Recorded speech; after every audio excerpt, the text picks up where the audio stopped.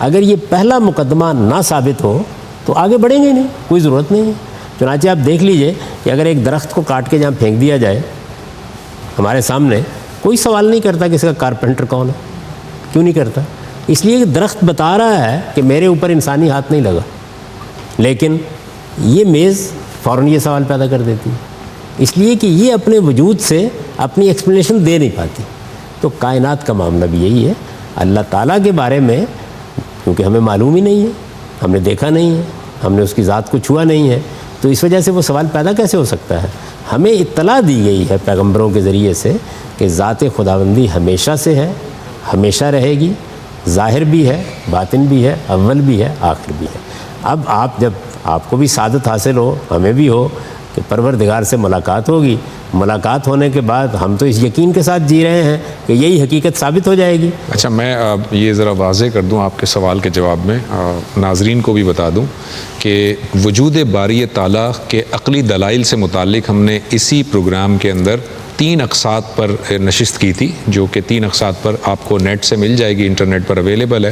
وہ ہے وجود باری تعالیٰ کے عقلی دلائل، اور اس میں ہم نے قرآن اور سنت اور اس کو علیحدہ رکھ کر اللہ تعالیٰ کے وجود پر عقلی سوالات جاوید صاحب کے سامنے اٹھائے تھے، جن کا آپ نے جواب دیا تھا۔ وہ 3 اقساط پر موجود ہے، جو صاحبان انٹرسٹڈ ہوں وہ نیٹ سے دیکھ سکتے ہیں اسے۔ جی جناب۔ نزول عیسیٰ سے متعلق جو روایات ہیں، ان روایات کو کہاں رکھا جائے گا؟ میں نے ان پر اپنا تبصرہ اپنی کتاب میزان میں علامات قیامت کے تحت کر دیا ہے، اس کو آپ وہاں دیکھ لیں۔ اس میں بڑی تفصیل سے میں نے بتا دیا ہے کہ روایات کی نوعیت کیا ہے اور قرآن مجید کس کس پہلو سے ان کے بارے میں کیا تاثر پیدا کرتا ہے، وہ آپ وہاں دیکھ لیں۔ جب امت میں ہدایت کے مسائل پیدا ہوتے ہیں تو نبی اتمام ہدایت کے لیے آتا ہے، جس طرح بنی اسرائیل میں ہوئے تو حضرت عیسیٰ علیہ السلام آئے، تو آج بنی اسرائیل والے مسائل ہی ہماری امت میں ہیں، تو پھر نبوت کو ختم کیوں کر دیا گیا اگر وہی مسائل دوبارہ؟ بات ہی ٹھیک نہیں ہے کہ کہیں مسائل پیدا ہو جائے تو نبی آتا ہے، یہ کیسے معلوم ہوئی آپ کو؟ یہ نبی کی ڈیفینیشن میں، نبی کی ڈیفینیشن میں یہ بات کیسے شامل ہو گئی؟ نبی کا مطلب تو خبر کرنے والا، خبر دینے والا، قیامت کے بارے میں اطلاع دینے والا۔ اتمام ہدایت والا بھی کہا جاتا ہے۔ ہاں، اتمام ہدایت کا مطلب یہ ہے کہ جو ہدایت اللہ نے انسان کی فطرت میں دے رکھی ہے، اس کے فہم میں جہاں غلطی تھی یا اس کی تعین میں جہاں خرابی ہو سکتی تھی یا اس کی تفصیل کو جاننے میں جو مسئلہ ہو سکتا تھا، وہ اللہ تعالیٰ نے نبیوں کے ذریعے سے بھیج دیا۔ تو یہاں انسانوں کی اصلاح تو زیر بحث نہیں ہے، ہدایت کا اتمام ہے۔ وہ معاملہ رسالت میں آپ صلی اللہ علیہ وسلم کے ذریعے سے قرآن کی صورت میں ہو گیا، سنت کی صورت میں ہو گیا، تو اب کیوں آئے گا؟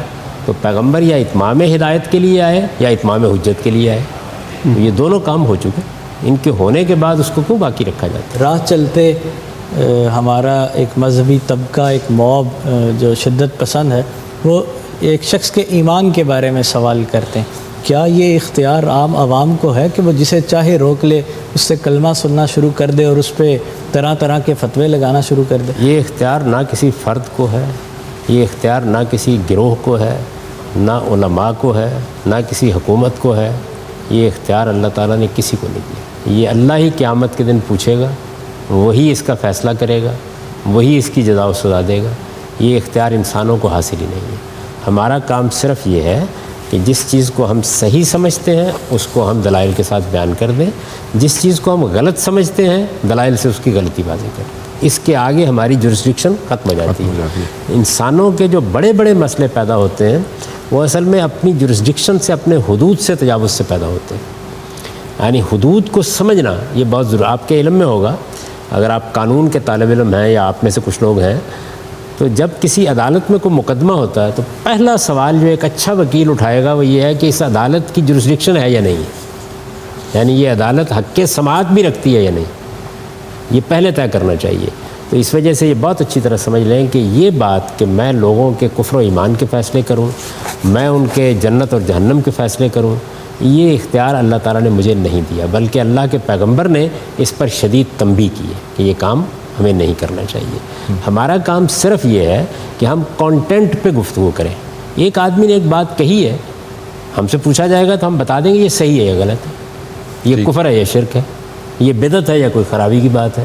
اتنا ہماری جو سیکشن ہے، اس سے آگے ہمارا کوئی کام نہیں۔ اچھا جاوید صاحب، یہ ایک سوال ہے، وہ یہ کہہ رہے ہیں کہ جو کفار مکہ تھے وہ مختلف دیوی دیوتاؤں کو پوجا کرتے تھے، لیکن وہ اللہ کا بیٹا یا بیٹی نہیں بناتے تھے، پھر بھی ہم انہیں مشرک کہتے ہیں.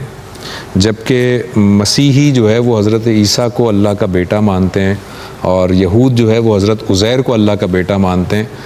اس کے باوجود بھی آپ انہیں کہتے ہیں کہ وہ اصلاً توحید کے ماننے والے ہیں. آپ انہیں مشرک نہیں کہتے، اصلاً توحید کے ماننے والے کہتے ہیں. اور جو کفار مکہ ہیں جو کہ بیٹی یا بیٹا نہیں مانتے تھے، انہیں ہم مشرک کہہ رہے ہیں. سوال کا جواب تو میں بعد میں دوں گا، پہلے یہ ہے کہ معلومات کو درست کر لینا چاہیے. قرآن مجید نے جگہ جگہ بیان کیا ہے کہ قریش مکہ فرشتوں کو خدا کی بیٹیاں مانتے تھے. جنوں کے معاملے میں بھی یہی بات بیان کی ہے کہ ان کو بھی وہ اللہ تعالیٰ کے ساتھ نسلی لحاظ سے منسوب کرنے کی جسارت کرتے تھے. ٹھیک. تو یہ بات، پہلی بات تو یہ کہ یہ بات ہی ٹھیک نہیں ٹھیک ہے اس معاملے میں. اچھا، دوسری چیز یہ ہے کہ کس حیثیت سے آدمی کسی چیز کو مانتا ہے. وہ ایک بات مانتا ہے، آپ اس سے پوچھتے ہیں کہ یہ تم کیا مانتے ہو، تو وہی کہتا ہے کہ میں تو اس کو شرک نہیں سمجھتا. اس کی ایک تعویل کرتا ہے، توجیہ کرتا ہے. اہل کتاب کا معاملہ یہ ہے، جبکہ مشرکین مکہ کا معاملہ یہ تھا کہ وہ صاف اس کا اعتراف کرتے تھے کہ اللہ نے اپنے شریک ٹھہرائے ہیں، یہ ہمارے شرکاء ہیں، ہم ان کو اسی حیثیت سے مانتے ہیں. اچھا، یعنی یہ چیز ہے. انہوں نے شرک کو اپنے اقرار سے بطور دین اختیار کیا ہوا تھا. اس سے قرآن نے ہم کو بڑی غیر معمولی تعلیم دی ہے. یہ وہی تعلیم ہے جس کا میں بھی ذکر کر رہا تھا کہ وہ آدمی جو ہے وہ کیا کہتا ہے. یعنی یہ تو میں دیکھ رہا ہوں کہ وہ ایک غلط بات کہہ رہا ہے، یہ تو دیکھ رہا ہوں کہ وہ شرک کی بات کر رہا ہے، لیکن میں کہہ رہا ہوں نا وہ اپنے اس عمل کو کیا کہتا ہے. تو اہل کتاب جب کہتے ہیں کہ یہ اللہ کا بیٹا ہے تو وہ یہ پھر وہ تعویل کیا پیش کرتے ہیں؟ وہ تعویل پیش کرتے ہیں. وہ یہ کہتے ہیں کہ یہ جو ہم بات کر رہے ہیں یہ اصل میں ہم یہ کہہ رہے ہیں، یہ یوں نہیں ہے کہ یہ بیٹے کا جو لفظ ہم نے اختیار کیا ہے یہ اس طرح ہے جس طرح کہ آپ اس کو سمجھ رہے ہیں. یہ ہم یہ کہہ رہے ہیں کہ اللہ تعالیٰ ایک ذات ہے، اس ذات کا جسدی ظہور ہوا ہے اس صورت میں. یہ ایسے ہی جیسے کہ مثال کے طور پر صوفیانہ مذاہب میں یہ کہا جاتا ہے کہ پوری کائنات خدا کا جسدی ظہور ہے. تو وہ تو اصرار کرتے ہیں کہ یہ ہم در حقیقت کوئی شریک کسی کو ٹھہرا ہی نہیں رہے. اچھا ٹھیک. قرآن نے اس کو شرک قرار دیا، ہم بتائیں گے کہ یہ شرک ہے، لیکن یہ کام کرنے والا نہیں مان رہا. تو قرآن نے یہ تعلیم دی کہ جب تک وہ نہیں مان رہا تم اس کی طرف اس اقرار کو منسوب نہیں کر سکتے. یہی کہو گے کہ یہ شرک ہے. تو آپ دیکھیے کہ اہل کتاب کے ایک ایک شرک کو بیان کیا، لیکن ان کو اہل کتاب ہی کہا. لیکن جاوید صاحب پھر یہ بات تو یہ ہے کہ وہ قیامت کے دن بھی کھڑے ہو کر وہ اسی تعویل پر کھڑے رہیں گے. وہ کہیں گے کہ یا اللہ ہماری تو یہ تعویل تھی، ہم تو تیرے ساتھ شرک کرتے ہی نہیں تھے. یہ تعویل تو دنیا میں چل جائے گی نا، یعنی قیامت میں تو آپ کو بتانا پڑے گا کہ واقعی آپ کو غلطی لگی تھی. تو یہ واقعی غلطی لگی تھی، اس کے لیے سینہ چیرنا پڑتا ہے. اس کا نہ میرے پاس کوئی ذریعہ ہے نہ آپ کے پاس کوئی ذریعہ ہے. تو اس پروردگار کے حضور میں کھڑے ہو کے کہنا نا، یہ کوئی آسان کام نہیں ہے وہاں کہنا. تعویلات دنیا میں چل جاتی ہیں بہت سی. دنیا میں ہمیں یہ تعلیم دی گئی ہے کیونکہ ہم انسان کے اندر نہیں اتر سکتے کہ جب کوئی آدمی اپنی بات کی تعویل کرتا ہے اور وہ اصلاً اس عقیدے کا اقرار کرنے کے لیے تیار نہیں ہے، تو آپ کا یہ کام نہیں ہے کہ آپ اس کے اوپر وہ چیز چسپاں کر دیں. آپ کو میں عرض کروں کہ میں غالباً 2006 میں انگلستان میں آکسفورڈ اسٹریٹ کے اوپر کھڑا تھا. تو کونے کے اوپر کھڑے کھڑے ایک خاتون کچھ چھوٹی چھوٹی کتابیں بانٹ رہی تھی. تو اس نے مجھے بھی دے دی. ایک پاکٹ سائز کی انجیل تھی. اچھا. آپ باور کریں گے میرے پاس اب بھی موجود ہے. عربی میں انجیل تھی کیونکہ وہاں عرب بہت آتے ہیں. اس کے اوپر جو کلمہ طیبہ ہے وہ لکھ کے دے رہی تھی، اور اس میں باقاعدہ فہرست بنی ہوئی ہے کہ کس کس جگہ انجیل میں لا الہ الا اللہ موجود ہے، اور لا الہ الا اللہ ہی لکھا ہوا ہے اس کے اوپر. یعنی وہ اصرار کرتے ہیں کہ ہم توحید کے ماننے والے ہیں. یہ چیز جو ہے اسی کو اصول میں سمجھنا چاہیے کہ کسی شخص پر آپ حکم لگانے کا حق نہیں رکھتے. وہ بتائے گا کہ میں کیا ہوں. وہ کہتا ہے میں مشرک ہوں تو ہو گیا مشرک. وہ کہتا ہے میں کافر ہوں تو ہو گیا کافر. وہ نہیں مان رہا نا اس بات کو. آپ کہہ رہے ہیں کہ جو کچھ تم کر رہے ہو یہ شرک ہے، جو کچھ تم کر رہے ہو یہ کفر ہے. آپ کہہ رہے ہیں. اگر تو اس نے آپ کی بات کو مان لیا تو مسئلہ ختم ہو گیا.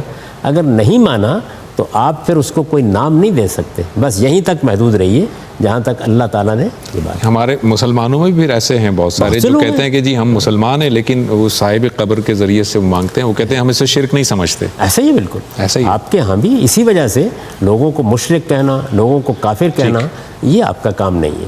ہاں آپ شائستگی کے ساتھ ان کو گفتگو کر کے بتائیے کہ جی آپ بالکل ٹھیک ہوں گے، لیکن یہ جو آپ کا عمل ہے یہ قرآن مجید کی آیت کی روشنی میں، یہ اس حدیث کی روشنی میں یہ شرک ہے. تو یہاں آپ کے اور ان کے درمیان ابھی بحث ہو رہی ہے. ہم ہوتا یہ ہے کہ جو ہم جس نتیجے پر پہنچ گئے وہ دوسرے کے اوپر ڈال دیتے ہیں، وہ تو مان ہی نہیں رہا ابھی اس نتیجے کو. آخرت میں اگر کوئی آدمی عقیدے کی بات ہو یا کسی اور نظریے کی بات ہو، وہ اللہ تعالیٰ کے اس سوال کا جواب دے دیتا ہے کہ میں غلطی سے اس غلط بات کو مان رہا تھا، تو کیا اللہ تعالیٰ اس کے عذر کو قبول کر لیں گے؟ اصول بیان کر دیا قرآن مجید نے کہ جہاں خطا ہوئی ہے وہاں پر مواخذہ نہیں ہوگا، لیکن یہ ثابت کرنا پڑے گا نا خطا ہوئی ہے. اور اس میں خاص طور پر یہ بتا دیا ہے کہ ذات خداوندی کے بارے میں خطا کا امکان نہیں ہے، کیونکہ اس کا علم اللہ تعالیٰ نے آپ کے اندر ڈال دیا. صحیح.